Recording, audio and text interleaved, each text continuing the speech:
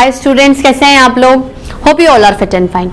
Students, last class में 10th standard का control and coordination वाला चैप्टर कर रहे थे।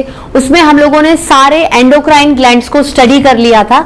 आज हम लोग पढ़ने वाले हैं कि अगर हॉर्मोन्स बहुत ज्यादा प्रोड्यूस हो जाएं, एक नॉर्मल अमाउंट से ज्यादा प्रोड्यूस हो जाए तो भी नुकसान है, और एक नॉर्मल अमाउंट से कम प्रोड्यूस हो तो भी नुकसान है। ठीक है, तो हम लोग क्या देखेंगे आज? Disturbances in the production of hormones.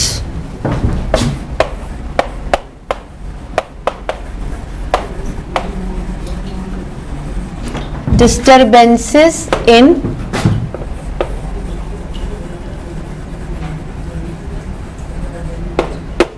production of hormones. किन किन सेंस से हम लोग ये चीजें पढ़ सकते हैं?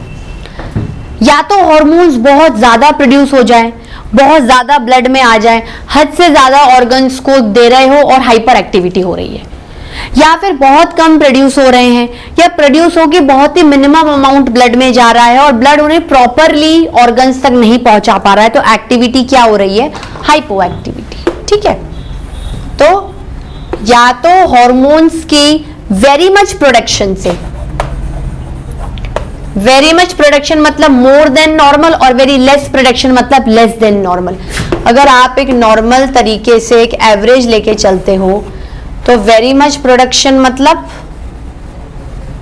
वेरी मच प्रोडक्शन होता है more than normal,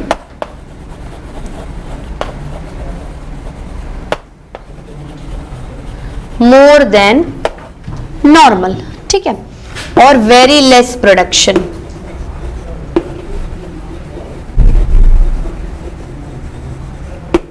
very less production मतलब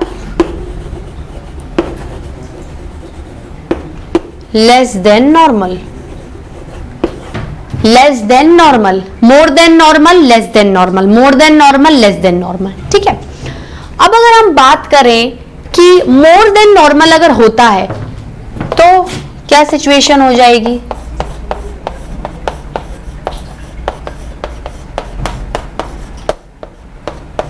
हाइपर एक्टिविटी, हाइपर एक्टिविटी, और यहां हो जाएगी तो हाइपो एक्टिविटी।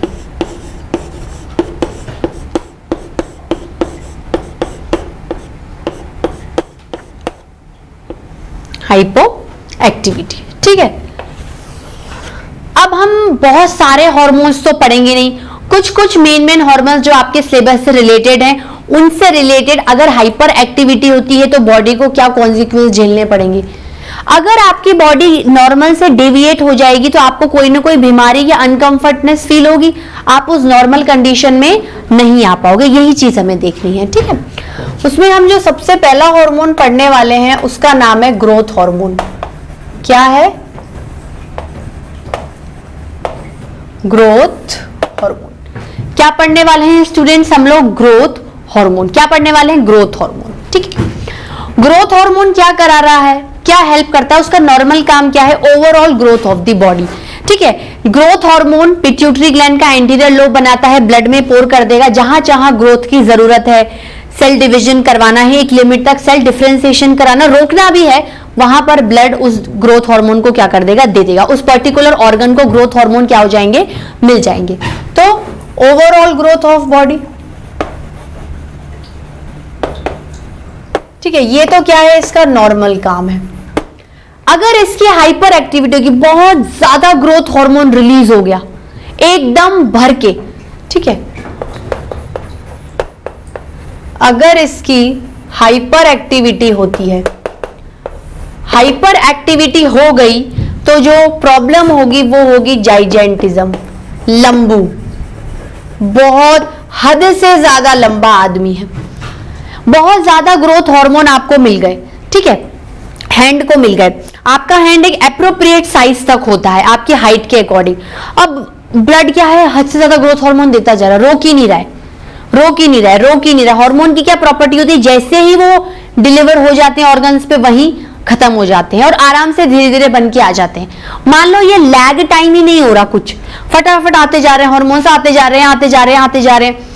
तो मान लो यहां पर सेल डिवीजन हो रहा है, होता जा रहा है, होता जा रहा है, रुक ही नहीं रहा है, इतना लंबा हाथ हो गया, इतने लंबे पैर हो गए। मतलब जो बॉडी की ग्रोथ है वो अनवांटेडली बहुत ज्यादा ही तेजी से और इंक्रीमेंट हो गई। 8 फीट का आदमी, 9 फीट का, इतना लंबा आदमी, इज इट एप्रोप्रिएट? नो। ठीक है, अगर हाइपो एक्टिविटी हो गई तो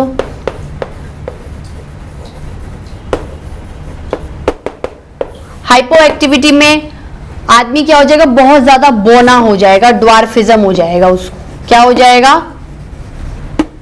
ड्वार्फिज्म। ड्वार्फिज्म मतलब इतनी सी हाइट है, ग्रोथ हार्मोन पहुंचा ही नहीं, ऑर्गन्स को कोई सिग्नल ही नहीं मिला, कोई मैसेज ही नहीं मिला, उन्होंने ग्रोथ ही नहीं करी, जैसा था हाथ इतना छोटा सा, इतना सा ही बन के रह गया, बहुत छोटा हो।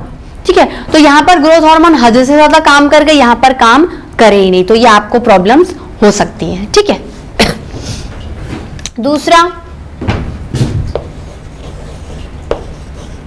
दूसरा हार्मोन है इंसुलिन। इसका तो मैंने तभी बता दिया था। देखो, इंसुलिन की जनरली हाइपो एक्टिविटी से आपको प्रॉब्लम होती है। ठीक है, अगर मैं कहूं कि अगर इसकी हाइपर एक्टिविटी हो जाए, हाइपर एक्टिविटी का मतलब है कि बहुत ज्यादा इंसुलिन है आपकी बॉडी में। वैसे देखा जाए तो अगर बहुत ज्यादा इंसुलिन होगा तो वो हमेशा क्या चाहेगा कि ब्लड ग्लूकोज लेवल हमेशा नीचे जाके मेंटेन ही रहे। तो दिक्कत कब आएगी? जब बहुत ज्यादा लो इंसुलिन है। अगर बहुत कम लो इंसुलिन है तो ब्लड में ग्लूकोज लेवल को मेंटेन करने के लिए है ही नहीं। ज्यादा मेरे भाई खाते तो आप रेगुलर जा रहे हो ना, ग्लूकोज इंटेक आता जा रहा है, आता जा रहा है, आता जा रहा है, लेकिन उसको मेंटेन इंसुलिन कर, अब इंसुलिन है ही नहीं या उसका अमाउंट इतना लो है कि ब्लड डिटेक्ट ही नहीं कर पा रहा है। तो जो भी आप ग्लूकोज ले रहे हो उसका अमाउंट हमेशा बढ़ता जा रहा है, रेगुलर बढ़ता जा रहा है, बढ़ता जा रहा है, बढ़ता जा रहा है, बढ़ता ही जा रहा है। ठीक है, फिर क्या होगा? इतना ज्यादा बढ़ जाएगा कि इवन वो यूरिन में एक्सक्रीट हो जाएगा। तो अब बोलते ना शुगर की प्रॉब्लम हो गई, शुगर यूरिन में आ गई है, ग्लूकोज यूरिन में शो हो रहा है, जबकि यूरिन कभी भी ग्लूकोज को नहीं लेके जाएगी, क्योंकि यूरिन एक एक्सक्रीटरी मटेरियल है आपकी बॉडी का। वो waste product, excretory product, proteinaceous waste product, urea, uric acid, ammonia ले जाएगी। ग्लूकोज तो वो क्या करेगी कि ट्यूब्यूल्स को बोलेगी कि रीएब्जॉर्ब करके ब्लड में डाल दो, ये तो जरूरी चीज है, ये मैं थोड़ी ले जाऊंगी, एक्सक्रीट करूंगी, लेकिन अभी ग्लूकोज जा रहा है। तो प्रॉब्लम क्या हो जाएगी? Diabetes mellitus. अब मान लो इंसुलिन तो एप्रोप्रिएट अमाउंट में है, आप क्या करो? स्वीट कंजप्शन, ग्लूकोज का हद से ज्यादा कंजप्शन करते हो, तो उससे क्या लॉस होगा कि इतना ज्यादा ग्लूकोज आ रहा है कि इवन इंसुलिन ही उसको मेंटेन नहीं कर पा रहा है। इतना ज्यादा ग्लूकोज आ रहा है, इंसुलिन का अमाउंट हाइपो हाइपर नहीं हुआ, वो नॉर्मली है, पर इतना ज्यादा ग्लूकोज आ रहा है कि इंसुलिन ही उसको मेंटेन नहीं कर पा रहा है, तो वो ग्लूकोज भी यूरिन में आकर डायबिटीज मेलाइटस कर सकता है। तो या तो इंसुलिन हो ही नहीं, या इंसुलिन है, जो ग्लूकोज का कंजप्शन है वो इतना है कि इंसुलिन ही नहीं उसे समेट पा रहा है, तो दोनों कंडीशन में आपको डायबिटीज मेलाइटस की प्रॉब्लम हो सकती है। ठीक है, हम लोग क्या कह सकते हैं? Sweet consumption is more,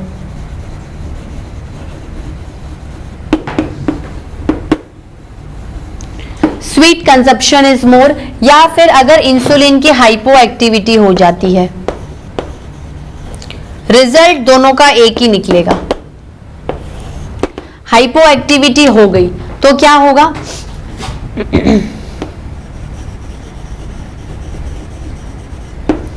insulin very low in the blood,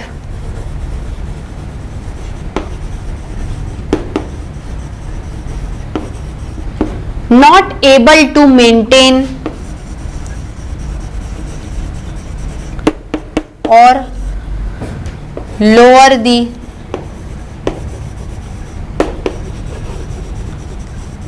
glucose level or lower the glucose level। अब इधर आ जाइए, hence very much amount of glucose, very much amount of glucose developed in blood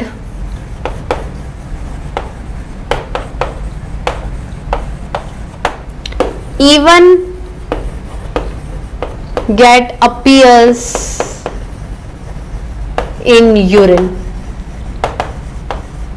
even get appears in urine. और इस problem को क्या बोलोगे? इस problem को बोलोगे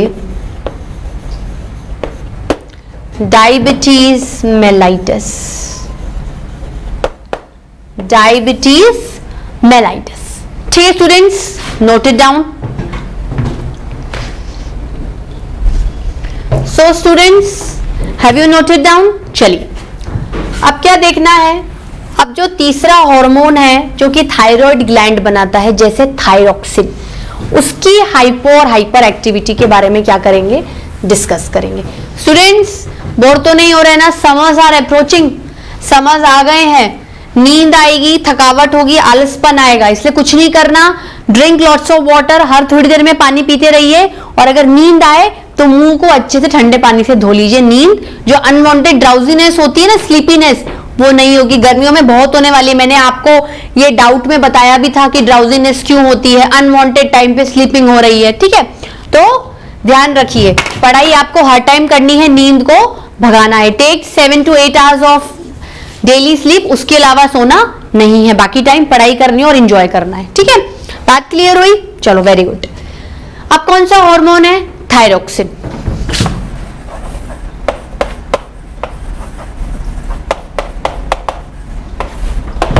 थायरॉक्सिन ये कौन प्रोड्यूस कर रहा है?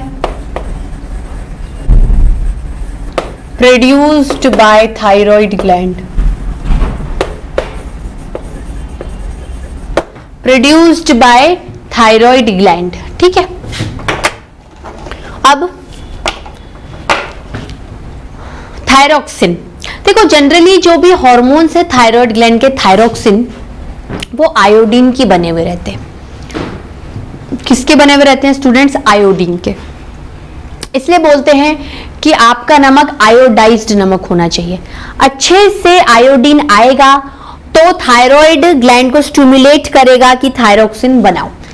अच्छे से थायरॉक्सिन बनेगा तो बॉडी में कैल्शियम फॉस्फेट लेवल क्या रहेगा? मेंटेन रहेगा। क्या रहेगा?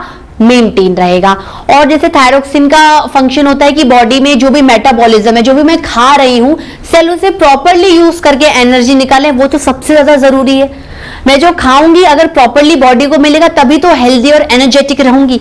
तो ये किसका काम है? थायरॉक्सिन। तो thyroxine is a very very important hormone, hence thyroid gland is the most important endocrine gland of our body. ऐसे तो सारे इंपॉर्टेंट है, डिस इंपॉर्टेंस तो हम किसी को भी नहीं दे सकते। ठीक है, we even not get partial towards any particular gland. ठीक है, तो हम लोग क्या कह सकते हैं कि अगर इसकी हाइपो एक्टिविटी हो जाती है,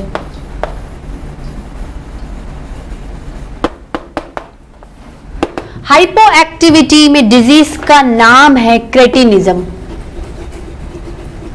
थायरॉक्सिन नहीं है, आयोडीन की कमी है, थायराइड नहीं स्टिमुलेट हुआ, थायरॉक्सिन नहीं बना, बॉडी में कैल्शियम लेवल नहीं है, बोन्स ऐसे टूटती जा रही हैं, आप वीक हो रहे हो, आपकी प्रॉपर फिजिकल ग्रोथ नहीं हो रही है, आपकी प्रॉपर मेंटल ग्रोथ नहीं हो रही है। इसमें क्या है? फिजिकल और मेंटल रिटार्डनेस आपको दिखेगी।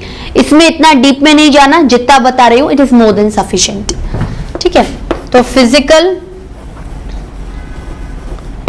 एंड मेंटल रिटार्डेड ग्रोथ, बहुत कम ग्रोथ होगी। मतलब कोई बच्चा अगर 17 साल का है तो 17 साल का दिख ही नहीं रहा है, 10 साल का दिख रहा है, उसका माइंड वैसे काम नहीं कर पाया, तो physically as well as mentally वो क्या है? लो ही रहेगा। ठीक है, उसके बाद अगर हम इसकी हाइपर एक्टिविटी की बात करें,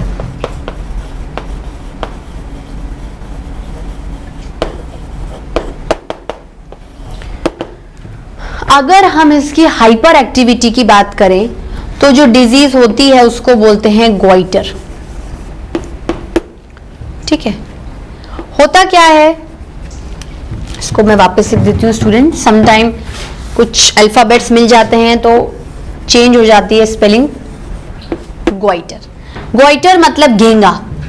ये जो आपका थायराइड ग्लैंड है, नेक में स्वेलिंग आ जाएगी, ऐसे मोटा सा हो जाएगा, आपने देखा भी होगा पिक्चर्स में। मतलब बहुत ज्यादा आयोडीन आ गया, हद से ज्यादा स्टिमुलेशन थायराइड ग्लैंड को मिल गए, बहुत ज्यादा थायरॉक्सिन रिलीज हो गया, इतना ज्यादा थायरॉक्सिन रिलीज हो गया कि वो काम ही नहीं आ रहा है, वो काम ही नहीं आ रहा है।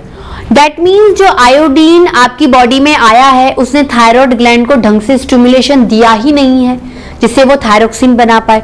तो जो एक्स्ट्रा आयोडीन है वो क्या होता है, गले में जमा होता जाता है, एक्यूमुलेट होता जाता है। एक्यूमुलेट होता जाएगा तो नेक का साइज बढ़ता जाएगा, it will lead to swelling and infection, और इसकी वजह से आपको और ज्यादा मल्टीपल प्रॉब्लम्स भी होंगी। कैल्शियम नहीं है, बोन्स फ्रेजाइल हो गए, टूट रही हैं, आप पतले दुबले वीक हो, थोड़ा बहुत फिजिकल मेंटली तो नहीं लेकिन फिजिकली रिटार्डनेस आपको नजर आएगी पर्सन में। ठीक है, तो गॉइटर मतलब नेक स्वेलिंग।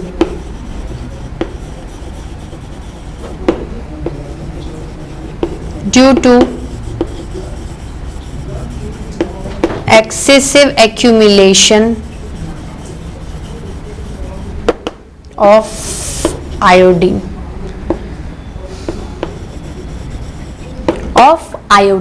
और जो थायरोक्सिन है वो आयोडीन यूनिट्स की ही बनी हुई है। थायरोक्सिन मेड अप ऑफ, अभी आप और भी हार्मोन देखोगे, अभी आपके इतने सिलेबस में नहीं है।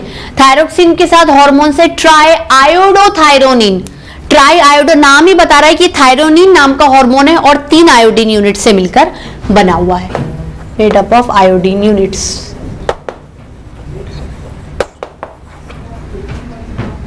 ठीक है स्टूडेंट्स, बात क्लियर हुई। इसी के साथ एंडोक्राइन सिस्टम इन ह्यूमंस वाला टॉपिक क्या हो जाता है स्टूडेंट्स, कवर अप हो जाता है। ठीक है, अब मैंने आपको क्या बताया था कि मैं एंडोक्राइन ग्लैंड्स इन प्लांट्स नहीं पढ़ाऊंगी, उसमें क्या है आपको प्लांट हार्मोन्स के बारे में स्टडी करना है। ठीक है, तो हम अभी क्या करेंगे, एक नया टॉपिक स्टार्ट करते हैं इस चैप्टर का, नर्वस सिस्टम इन ह्यूमंस। क्या उठाऊंगे स्टूडेंट्स में,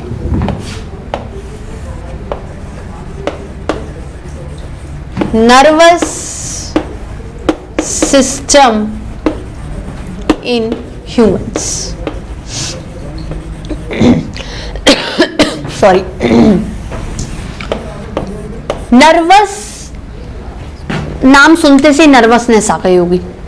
ब्रेन पढ़ना है, बहुत सारे ब्रेन के पार्ट्स पढ़ने होंगे, नर्व्स के बारे में पढ़ना है, ओके फाइन, इसमें पढ़ना बशर्ते बहुत है, लेकिन ट्रिकी और स्टाइल से पढ़ेंगे। नहीं, आपको नर्वस नहीं होना। एक्चुअली नर्वस सिस्टम किसी नर्वस टर्म से नहीं आया है।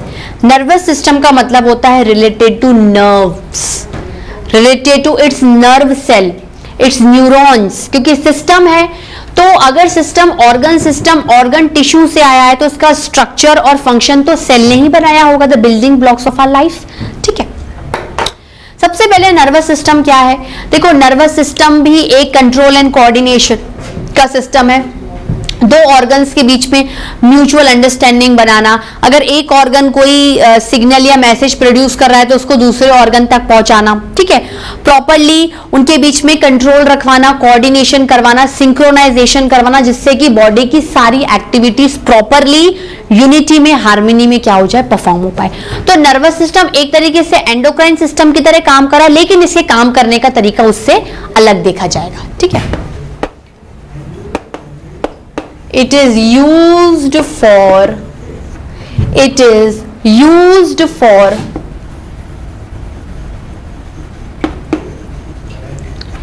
control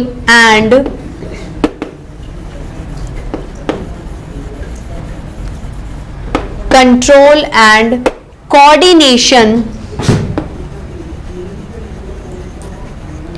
in human beings, control and coordination in human beings. देखो एंडोक्राइन सिस्टम जनरली उन एक्टिविटीज को कंट्रोल करने में मदद कर रहा है जिसमें आपको स्लो प्रोसीजर चाहिए, जैसे ग्रोथ आराम से होती रहेगी, आराम से GH hormone, growth hormone release होता रहेगा, ब्लड में आता रहेगा, ब्लड उसे वेरियस ऑर्गन्स को पहुंचाएगी, ग्रोथ धीरे धीरे होती रही है। लेकिन यहाँ पर ऐसे प्रोसेसेस को ये सिस्टम कंट्रोल करके रखता है जिसमें आपको क्विक एक्शन करवाना है, जिसमें आपको क्या करना है, क्विक एक्शन करवाना है। क्विक एक्शन का मतलब क्या होता है, जैसे आपने किसी अच्छी चीज को देखा, आपके मुंह में पानी आ गया, शेर को देख के आप भाग गए, एकदम से आपका हाथ गर्म पानी में चला गया, आपने क्विकली उसे हटा लिया। तो ये जो क्विकली आपने चीजें काम करी हैं, तो इस क्विकनेस को कौन कंट्रोल करके रख रहा है, नर्वस सिस्टम। ठीक है, सो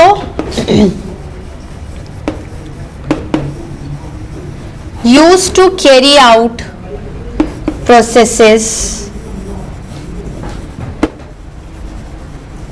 which are fast, which are fast. ठीक है, जैसे example running away after watching tiger, after watching tiger,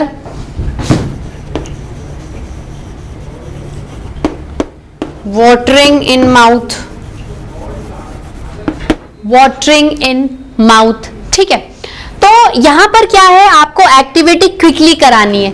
फट से आपने शेर को देखा और आप भाग गए. बात क्लियर हुई?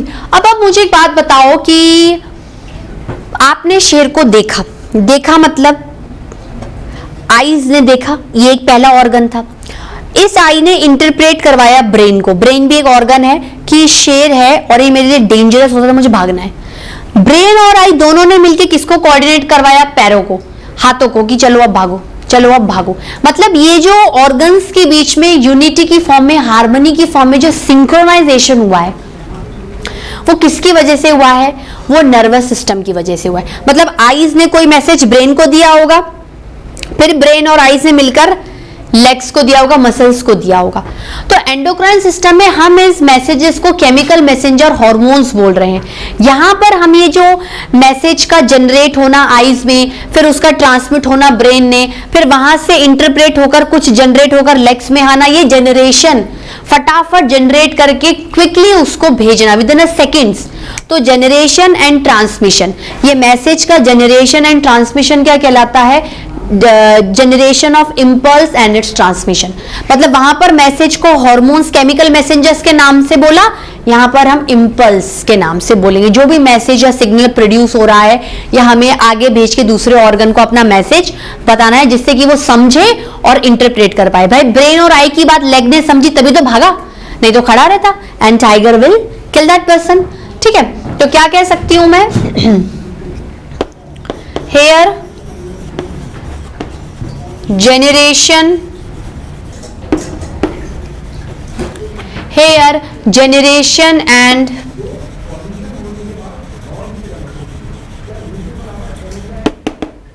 transmission of message occurs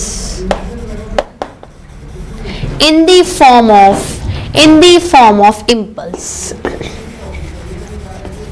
in the form of impulse, in the form of impulse.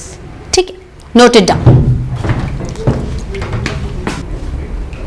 So students, have you noted down? चलिए, नर्वस सिस्टम इन ह्यूमंस. अगर सिस्टम है तो किसी चीज का बना हुआ होगा, बिल्कुल. Nervous system is composed of nerve cells या फिर neuron which is distributed throughout the body. पूरी बॉडी में हर जगह you have nerve cells and neurons. From head to toe you have nerve cells and neurons. तो इन सब का जो mixture है या इन सब का कलेक्शन क्या कहलाता है? Nervous system. ठीक है, so nervous system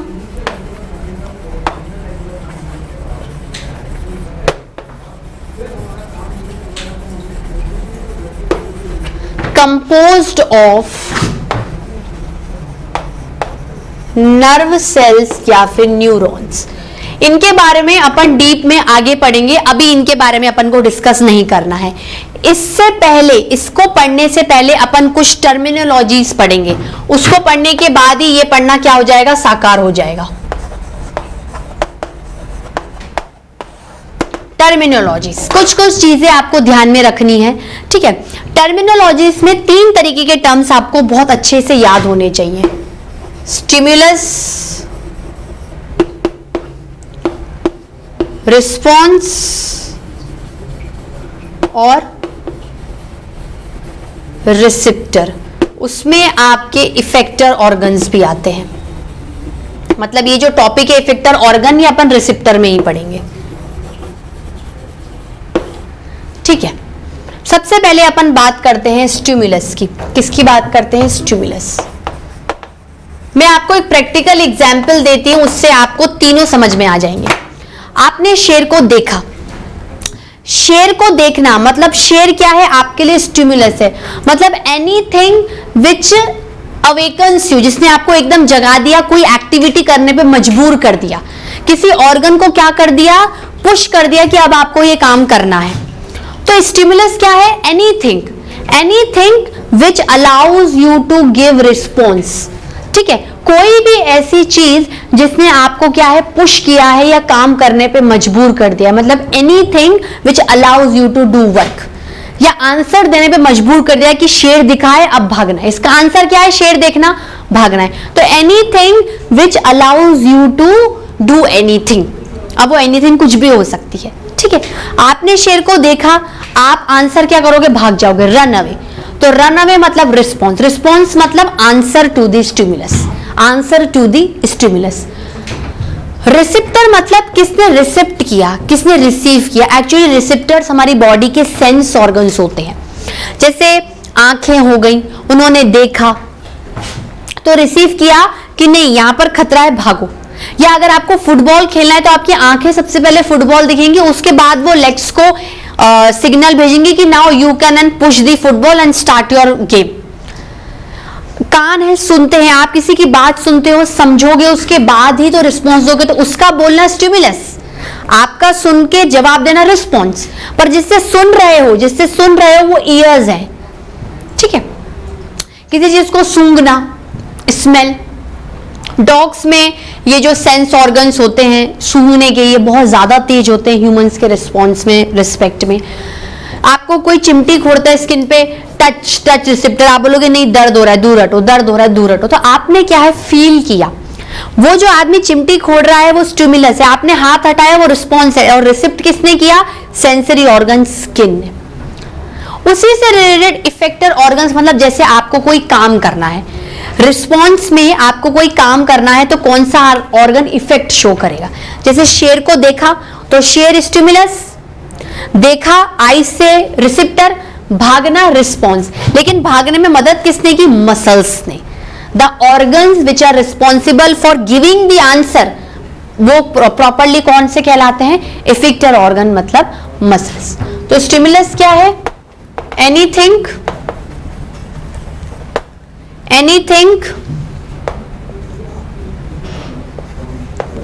which allows a particular organ से रिलेटेड भी बात कर सकते हैं, allows a particular organ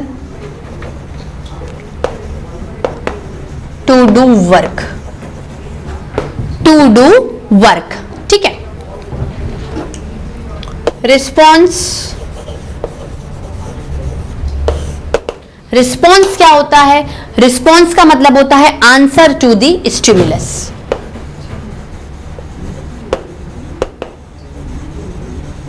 या जो भी आप एक्टिविटी करोगे, activity towards stimulus,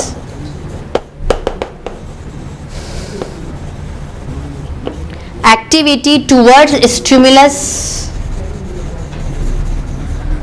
activity towards stimulus. ठीक है, रिस्पॉन्स के बाद क्या आता है? रिसेप्टर।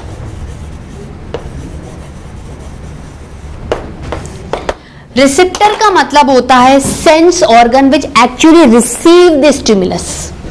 ठीक है, हवा में तो स्टिमुलस रिसीव नहीं होगा ना, कोई पर्टिकुलर ऑर्गन रिसीव करेगा और उसके बाद उसे समझेगा, देन आंसर देगा। ठीक है, तो सेंस ऑर्गन्स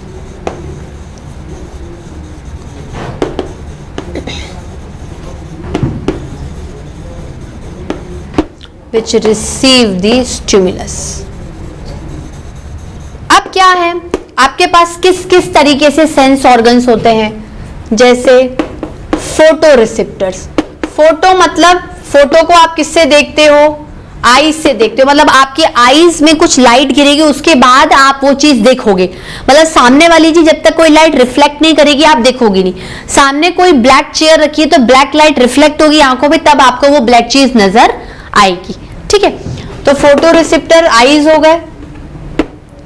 फोनो मतलब फोन पे आप किससे बात करते हो, आवाज किससे सुनते हो? ईयर से, ठीक है। सूंघना मतलब ऑल्फैक्शन, तो ऑल्फैक्टो रिसेप्टर्स।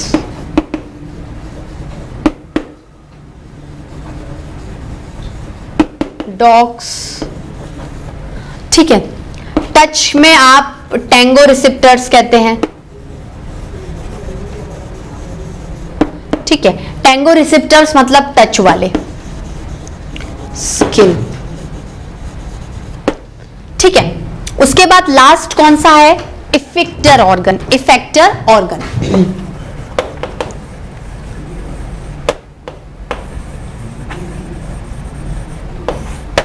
इफेक्टर ऑर्गन्स मतलब which show effect, which show effect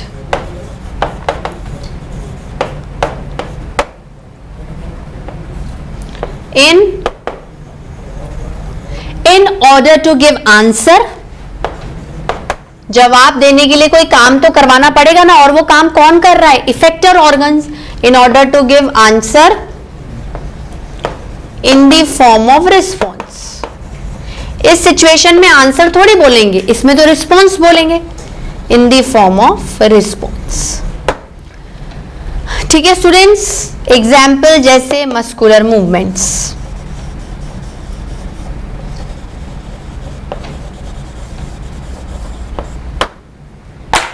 ठीक है स्टूडेंट्स।